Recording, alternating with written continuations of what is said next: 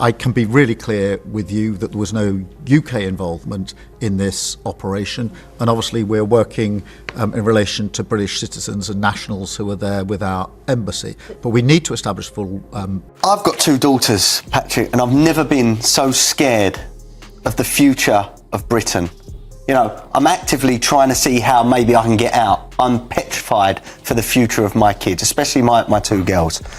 I'm pretty confident that if I left this studio now and went and randomly attacked 3 women, abused them, called them prostitutes and other names, that I would be arrested and I would expect to go to prison.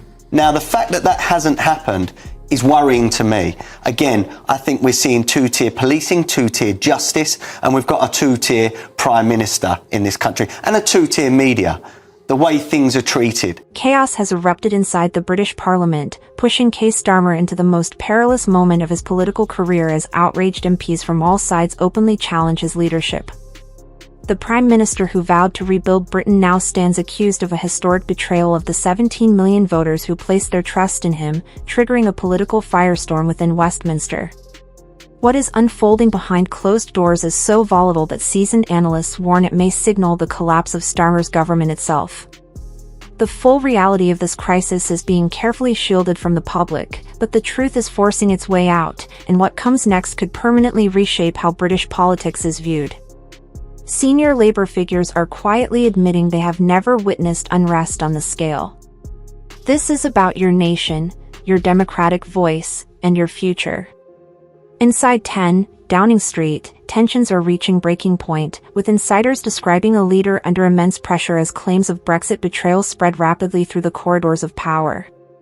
This is no routine clash between opposing parties but a full-scale internal rebellion threatening to dismantle a government just 18 months after a historic landslide victory. The moment could not be more damaging for a Prime Minister already grappling with record-low approval ratings. As Reform UK surges ahead in major polls, Nigel Farage is openly discussed as a future leader, and Starmer's own party fractures faster than anyone believed possible. The spark that ignited this political earthquake was Starmer's highly controversial push to draw Britain closer to the European Union through a series of agreements that critics describe as a direct reversal of the promises made under Brexit. In a recent interview, he openly stated his desire for deeper alignment with the EU single market, arguing that moving closer to Brussels serves Britain's national interest, remarks that send immediate shockwaves through Westminster and confirmed long-held fears among millions of Brexit supporters. A leader once associated with efforts to revisit the Brexit decision is now accused of steadily dismantling what 17 million voters endorsed in 2016.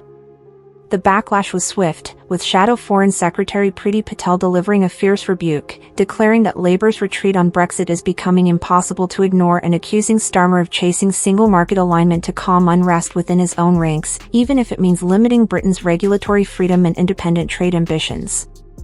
This was no routine criticism from the sidelines but a clear challenge from the Conservatives' leading voice on foreign affairs, signalling outright opposition to Starmer's European strategy. The accusation is blunt, that the government is attempting to dilute a democratic mandate through quiet administrative maneuvers. Yet the most volatile development is coming from within Labour itself, where dissent is rapidly spreading as 13 Labour MPs have already backed measures that could reopen the path toward a customs union with the EU, directly clashing with the party's manifesto and prompting senior figures to warn that the unrest could ignite a full-blown internal conflict. Several MPs have privately warned reporters that supporting deeper EU ties would amount to electoral self-destruction in key red wall seats. Where Reform UK is rapidly gaining ground and where Labour's survival at the next general election is already under threat. Anger is intensifying as details emerge about what Starmer has agreed with Brussels, particularly a deal granting EU fishing vessels access to UK waters for the next 12 years, extending until 2038, despite earlier assurances that this access would end in 2026. Rather than restoring control over British waters as Brexit pledged, the government has prolonged foreign access for more than a decade, sending shockwaves through the fishing industry. Industry leaders have condemned the agreement as disastrous, accusing the Prime Minister of sacrificing fishermen and coastal communities to secure the deal, while fishermen themselves describe it as a profound betrayal of promises made.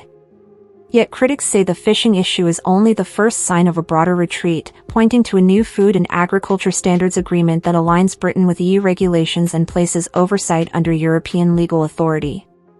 In practical terms, this means decisions affecting British farmers and consumers will no longer rest solely with UK institutions, but will be shaped by rules and judgments made beyond Britain's borders, a move opponents argue directly revives the very control Brexit was meant to end, now reintroduced under a different name. The logic driving these decisions is becoming increasingly obvious as more details surface, with Starmer and his inner circle reportedly convinced that gradually restoring ties with Brussels will allow them to lock in changes that voters will be unable to undo.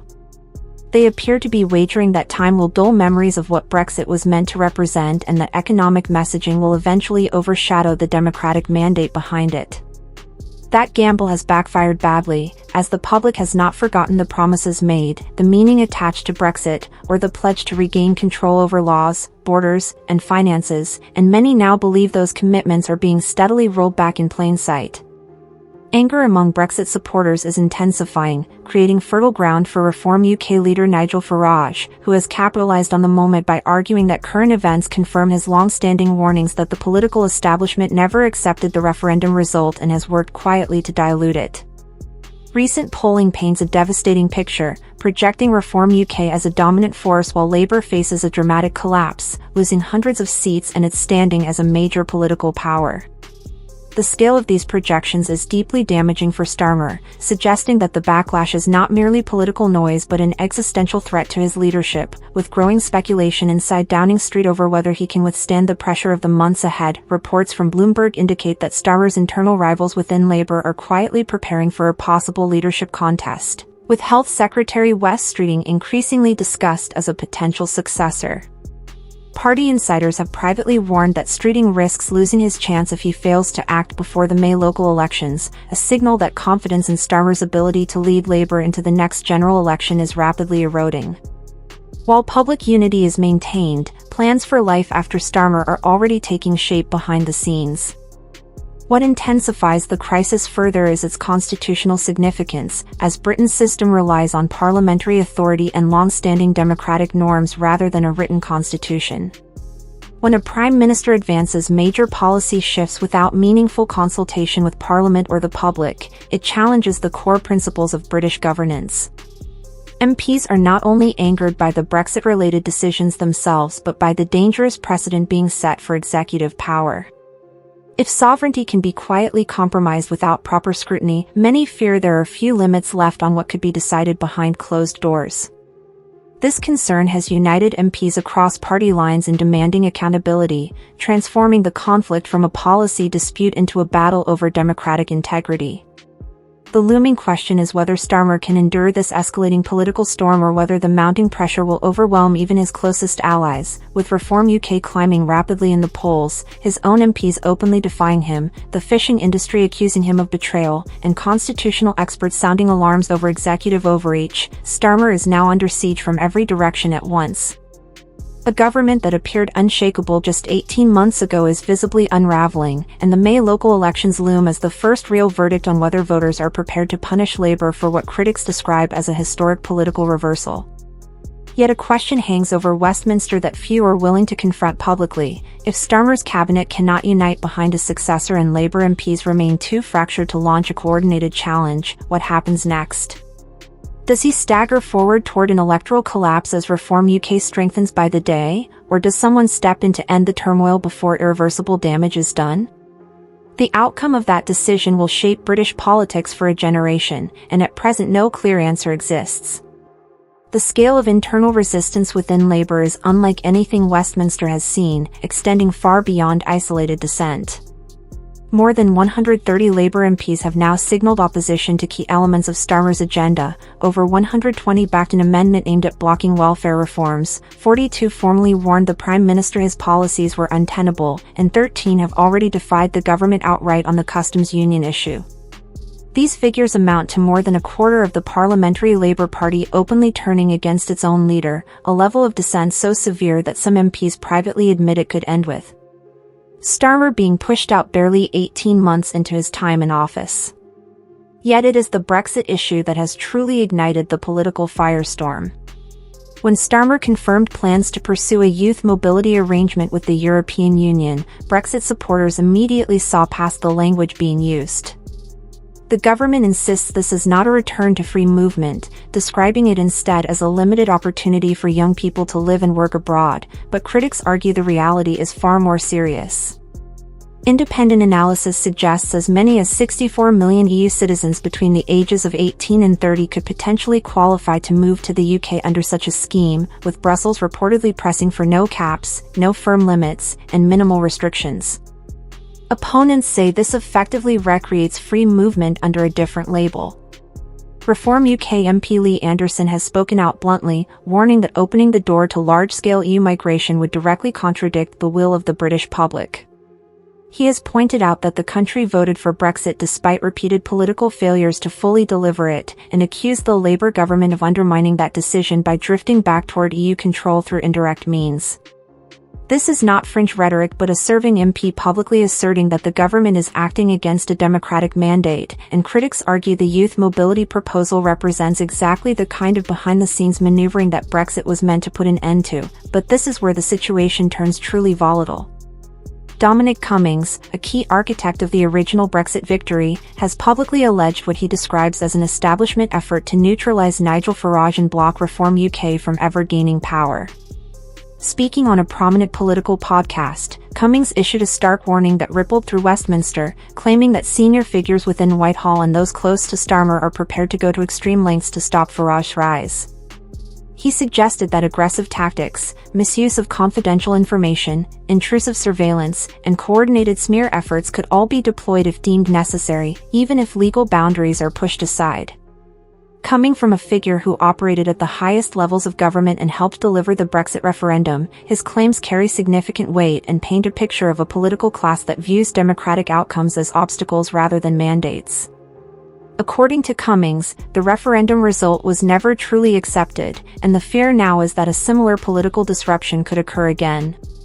He argues that this fear is driving a preemptive campaign to crush any challenger who threatens the existing power structure, with Farage identified as the primary target. Cummings stated bluntly that the objective is to ensure Farage does not succeed by any route, fair or otherwise.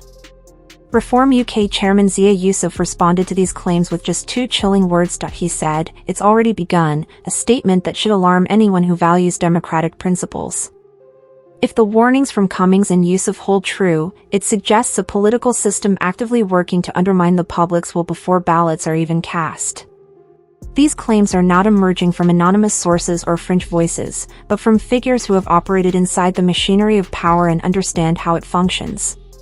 Former Starmer aide Paula Van Den has echoed similar concerns, alleging that unelected officials routinely steer government policy toward their own priorities regardless of voter intent, reinforcing the image of a permanent ruling class determined to preserve its control at any cost. The timing could not be worse for Starmer, whose government is already under siege on multiple fronts. The fishing sector is enraged over the long-term concession of British waters, Brexit supporters are incensed by the return of European legal influence over domestic standards, migration critics fear the implications of the youth mobility proposal, and Labour MPs are openly rebelling over welfare reforms projected by the government's own analysis to push hundreds of thousands into hardship.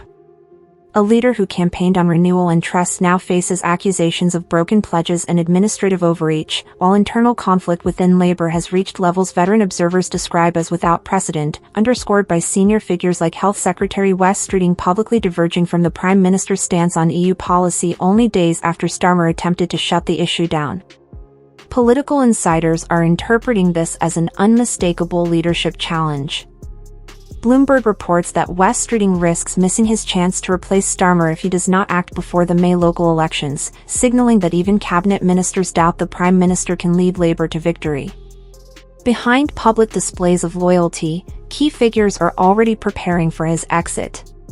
Greater Manchester Mayor Andy Burnham has also surfaced as a potential contender, openly condemning the government's welfare reforms as misguided and accusing ministers of targeting society's most vulnerable, a rare and striking critique from a former senior cabinet minister that underscores the rebellion reaching the top echelons of Labour politics. The knives are out for Starmer, and Westminster is watching to see whether anyone will have the courage to act before the local elections potentially deliver a disastrous result. Meanwhile, the Conservatives are attempting to exploit the turmoil, though their record leaves them open to criticism. Shadow Foreign Secretary Priti Patel has relentlessly attacked Starmer over what she calls a Brexit betrayal, accusing him of surrendering British autonomy in a bid to placate his backbenchers and calling his push for single market alignment a complete reversal of the public mandate. Conservative leader Keir Baden has accused Starmer of selling out the fishing industry and questioned why the Prime Minister is willing to trade British sovereignty for no tangible gain. Yet the party itself is hampered by its own failures, having spent 14 years in power without delivering the Brexit outcome the public demanded. Voters have not forgotten, which is why Reform UK now leads in nearly every major opinion poll, signaling a seismic shift in British politics. Current projections suggest Reform UK could claim over 380 seats at the next general election, while Labour would plummet to just 85 and the Conservatives fall to around 70, numbers that would mark the most dramatic realignment since universal suffrage, potentially propelling Nigel Farage into Downing Street with a commanding majority and sweeping away the decades-long political establishment. This is precisely why Cummings warns that the ruling class may take extreme measures to prevent such an outcome. Farage is treating the May 2026 local elections as a decisive launch pad, vowing that a strong performance on May 7 could carry Reform UK to victory nationally. His campaign strategy is laser-focused on mobilizing millions of voters who abstained last time, the disengaged, the disillusioned, those who feel ignored by the political elite, Brexit supporters frustrated by attempts to reverse the referendum, and citizens struggling with the cost of living while the government prioritizes Brussels. These are the voters with the power to fundamentally reshape Britain's political landscape, if they show up at the polls. Meanwhile, Starmer is gambling on surviving long enough to regain control, insisting in a BBC interview that he will still be Prime Minister next year despite mounting crises on every front.